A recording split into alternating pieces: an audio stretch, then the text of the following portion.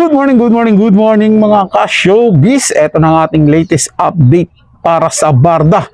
Sa araw na ito, ito na ang sasagot doon sa rumors patungkol sa baby bump di umano ni Barbie Fortesa. Update to ni Barbie at ni David Licauco noong April 13. Tara, ating bigyan ng komento at reaction, opinion. Kaya naman kung hindi ka pa nakapag-subscribe dito sa ating channel, ano pang hinihintay mo? Mag-subscribe na at i-hit ang notification bell para laging mauna ka sa mga bagong balitang showbiz. Panoorin at pakinggan ang buong detalye at ikaw na ang humusga. Barbie Fortesa update, and IG story ni Barbie. Ano kaya meron bukas? Nalagay hashtag where stories begin, Prime Video PH. Yan ang ganda ni Barbie. Ito hapon and morning run ni Barbie, kasama niya sila Daddy Tony and mga kaibigan niya, sila Carol, Kevin, may mag-asawa, sila Gerard Napoles, Tim Molina, saka Direct RC. Tatakbo sila ng 5 kilometer. Ang alin, nabili kayo? O, diba? O, 5K na tayo. 1 hour, 14 minutes. Walk kasi. Walk kasi. Sabi kasi nila, diba? Walk daw. Zone 2. Zone 2 walk. Pero mapunta na to sa Zone 1. Ha? Congratulations to us. Yes, congratulations. Achievement to, guys. Isang oras. Not bad, Na-break ha? natin ang record natin. Naglalakad yan. Gusto na tayo kakain na. Kakain na tayo niyan. Kain ulit. Gusto ko ng maraming 2 cups of rice. Maraming 2 cups. Maraming Two cups. So, mga 6 cups yun. Yes. Hindi lang ililimit sa 2 cups. Dahil grabe ang paglakad natin talaga.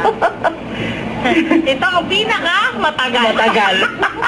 Mamaya ikaw naman transition. Kumakain na. Pakiabangan na lang po sa Strava namin tong 1 hour na. Kasi ano eh. Simbahan ako, nagkakaroon ako. Sabi parang may masakit dito. Tapos sabi ng best friend ko, okay ka lang? Okay lang, tapos nakikita niya nagbibibi na ako. Tapos sabi niya, mag-walk ka pa? Alam mo yung rest na lang daw. Alam mo, nandun ako sa dabo. Tapos tinitignan ko yung live. Sabi ko, Lord, yun yung muna ako.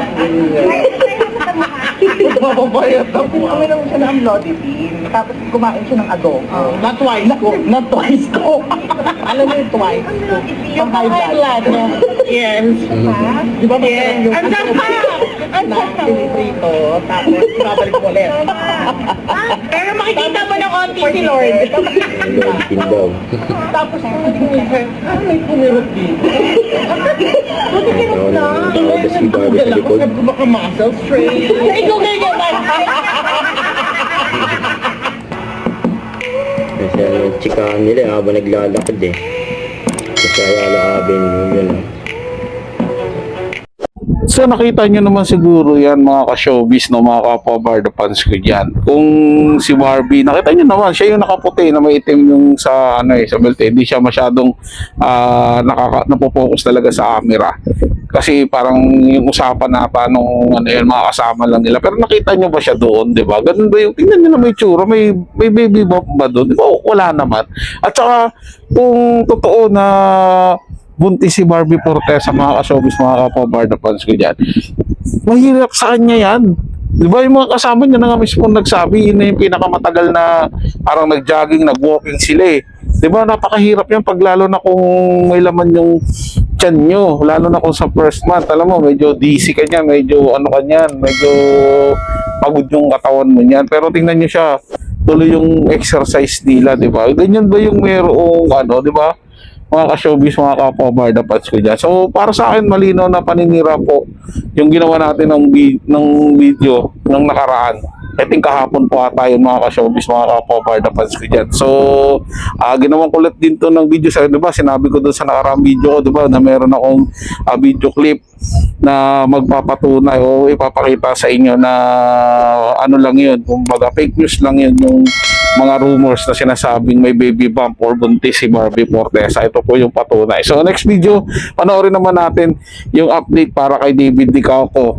April 13 din po to, mga ka-showbiz, mga kapwa Barda fans ko dyan. Same din itong video na itong pinapakita ko sa inyo ngayon kay Barbie Fortesa.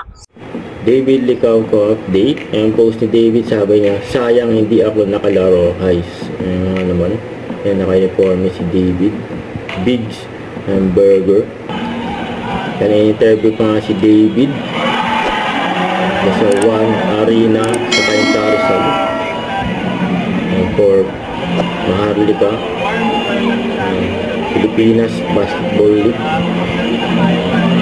Diyan din nakasupport ng mga fans ni David eh. So ito pa yung interview kay David.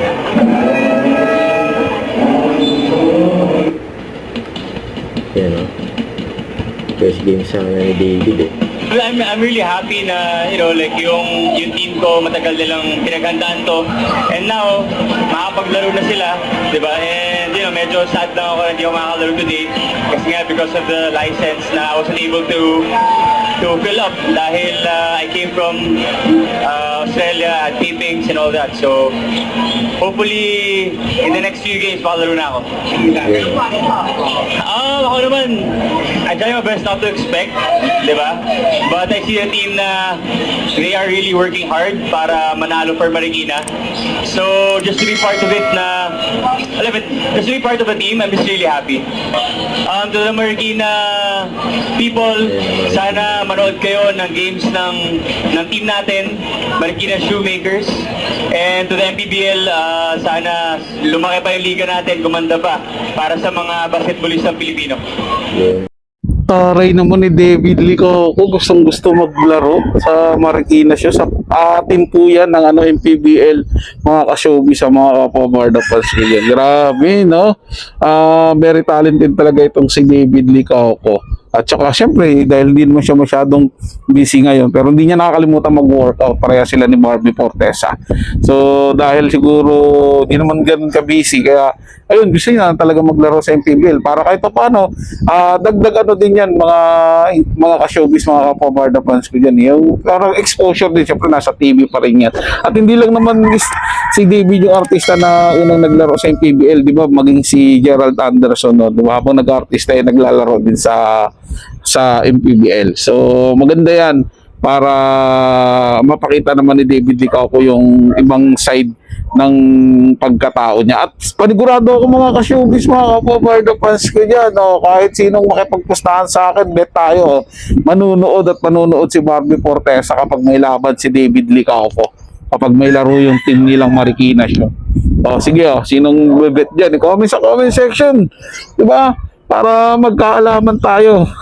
Yun lang mga ka-showbiz. Maraming salamat sa inyong panonood at maraming salamat sa patuloy niyong pagtitiwala dito sa ating channel. Para sa mga bagong balitang showbiz, ugaliing tumutok dito sa ating channel at mag-subscribe at i-hit ang notification bell para laging mauna ka sa mga bagong balitang showbiz.